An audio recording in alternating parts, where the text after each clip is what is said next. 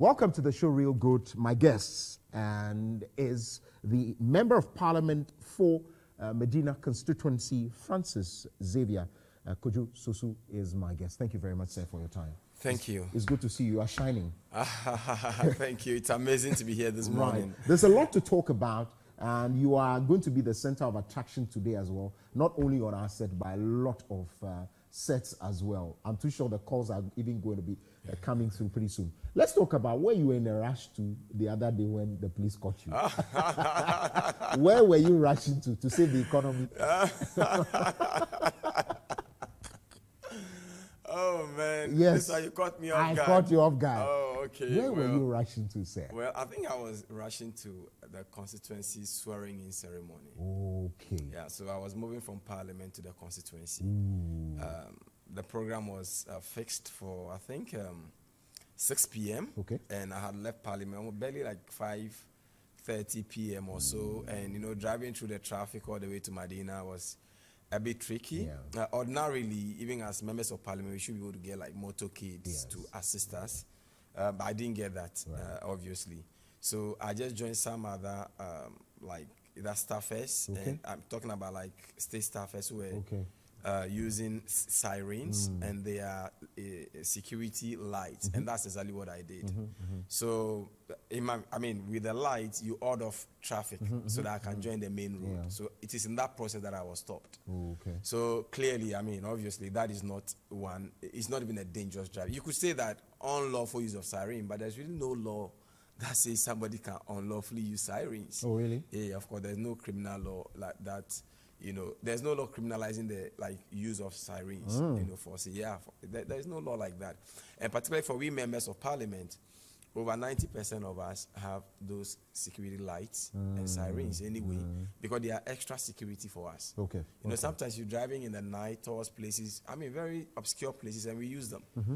So unless somebody targets you for a particular reason, really, otherwise it was a non-issue. Okay. Besides, I was not even arrested. Okay. You know, I was stopped. You were stopped? And I was stopped. Okay. And then so I asked them what was the issue, and they said, oh, that road is being, he said that it was being monitored by Dampari.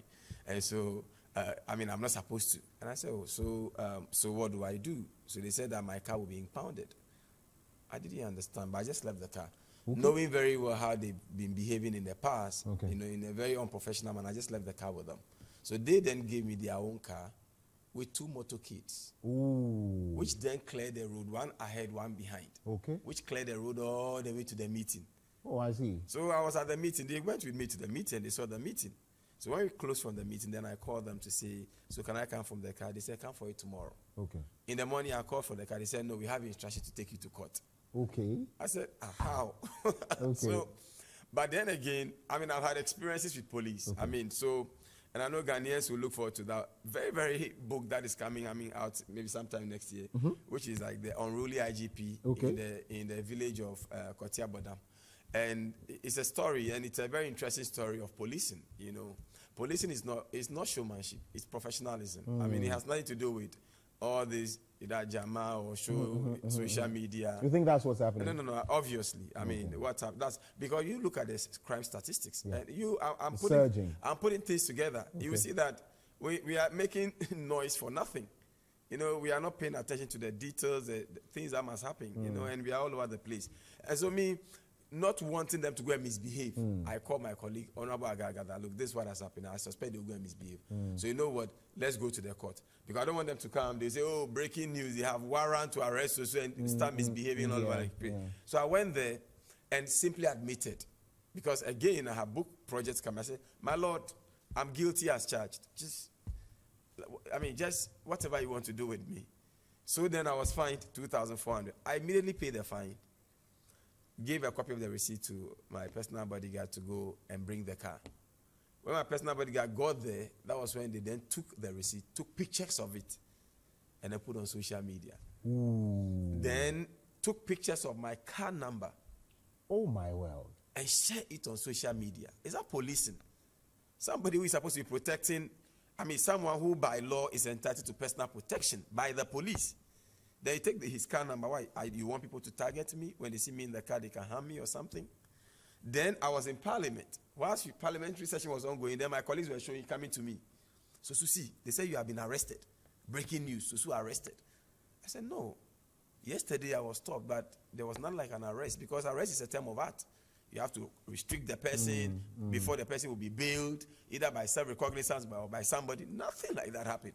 So why would the police, I mean, what kind of policing is that? You see, you're supposed to work with integrity. But clearly, so there was nothing. There's no integrity in what they are doing. And I asked myself, okay, so assuming, but not admitting that I was arrested for traffic offenses, how many Ghanaians on that Thursday were arrested for traffic offenses? Yeah.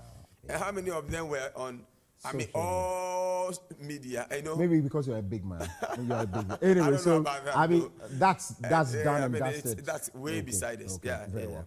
Also, how is the constituency doing? I had one of your, I think, opposition, is it Gafaru? One of these guys from the constituency, the MPP, he was sitting where you are, or no, maybe closer to me, and calling you out that come and work in the constituency, come and work in the constituency. He was on this set. And so I was asking, the things we have been seeing on your social media pages, are these all charades? Where have you been, especially with the work in the constituency? That is really strange, because, I mean, not to say anything to kind of blow my own horns or whatever. If there has been any member of parliament in Madina who has been more available, more consistent, more focused with the work, the parliamentary work, both in parliament and on the field, then it's Lawyer Sosu. Yes, I mean, we've had MPs in Madina. I'm not the first MP in Madina. Right. And the people of Madina can attest to it. How many MPs in Madina has taken the boldness to fight for the interests of, I mean, his people, like I've ever done? That got you into trouble as well. Oh, yes. I mean, I still go to court as a common criminal for simply doing my work, leading a demonstration, legitimate one, on the Danfa Road. 1 year after, nothing happened. Just about more than a couple of 2 or 3 weeks ago, I have to lead the way again. Get an excavator. We had over 90 trips of sand in what I call the Operation Self-Help Program. We were on the Danfa Road to try and fix what we can fix. So if somebody is saying that, come and work in the council, I don't know where he's been seeing me work anyway. I mean, look at the Tayman, the bridge that I just started construction. That is not my personal work. It's government work. But it took a lot to get those people there to come and work. And if you go to Adenta news site, when we came, there was nothing there. We had to do a lot of follow-ups, and I mean, I used to do whatever. Last year, every quarter we do what we call the infrastructure tour, just to tour the various infrastructure in the system to just be sure that what government is not doing, you can hold government accountable. And I will bring them to Parliament and ask questions on them in Parliament, statement on the floor of Parliament. They should ask, look, I've been in Parliament for less than 2 years. Okay. They can go and look at the parliamentary Hansard and take the Hansard, the work of the previous MPs. And let's see how many of those MPs have been as active on the floor, fighting for the interests of their people. So there's an initiative, the Job Center. The Madina Job Center. Run me through what you have Well, done. the Madina Job Center is it's an online, even though we have, I would say that models that we run in person. It's an online job portal where people apply for jobs and we connect them to jobs. Then we have models where we do training. And we have skills training, we have entrepreneurship skills. For example, we have young women in sewing, we have youth in driving, we have youth in biking, and all these programs took place in Madina. And the beneficiaries are living in Madina. We train like over 100 women in mushroom farming. Some of them are already in mushroom farming right now. We've connected over 5,600 people to jobs with the Madina Job Center. Across the country? In fact, in Madina. In Madina. Wow. And this year, the Madina Job Center was nominated by the Mandela Washington Fellowship. And the CEO, who lives in Madina now, was taken to the US for training in respect of the social intervention, because it is a unique one Mandela Washington? Yes, fellowship, yes. Yeah, he's a recipient from the Madina Job Center. Wow. Oh, yes.